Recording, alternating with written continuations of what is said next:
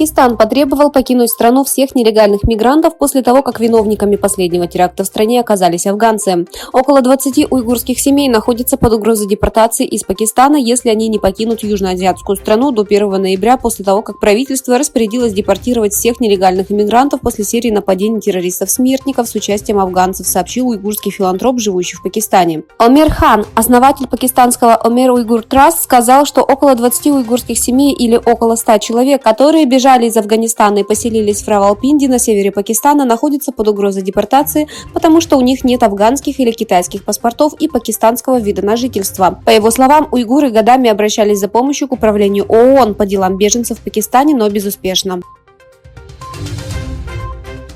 Выдающийся уйгурский профессор Рахиль Давуд была названа в этом году международным автором мужества. Сообщается, что Рахиль Давуд, которая считается пропавшей без вести в течение 6 лет, была приговорена китайскими властями к пожизненному заключению в прошлом месяце по обвинению в создании угрозы государственной безопасности. Давуд была выбрана Майклом Розеном, лауреатом премии Пен-клуба Пинтера для международных писателей, которые активно выступают за свободу выражения мнений и часто рискуют собственной безопасностью.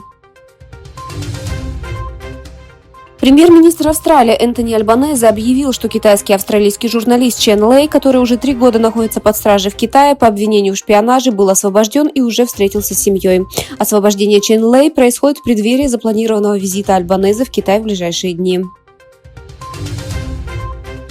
Всемирный банк, Международный валютный фонд и правительство Украины провели 4-й круглый стол на министерском уровне, где также были представлены несколько стран, чтобы обсудить поддержку Украины. Президент Украины Владимир Зеленский, присутствовавший на встрече, состоявшейся в Марракеше, Марокко, в режиме видеоконференции, заявил, что Россия не готова уйти из-за мысли о том, что мир не может поддерживать Украину столько, сколько должен, и заявил, что непрерывность поддержки важна в защите от нападений и терроризма, и что от этого зависит устойчивость сопротивления Украины.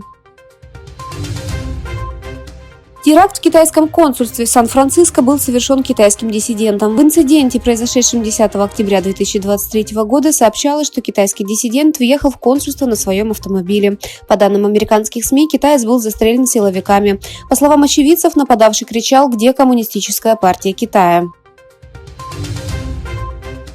Министр иностранных дел Испании Хосе Мануэль Альбарес заявил об увеличении помощи Палестине. Альбарес объявил, что Испания одобрила дополнительный пакет гуманитарной помощи в размере 1 миллиона евро в дополнение к бюджету в 8 миллионов евро, выделенному на поддержку Палестины в этом году. Альбарес осудил нападение Хамаса на Израиль и призвал Израиль не нападать на мирных жителей и соблюдать международное право.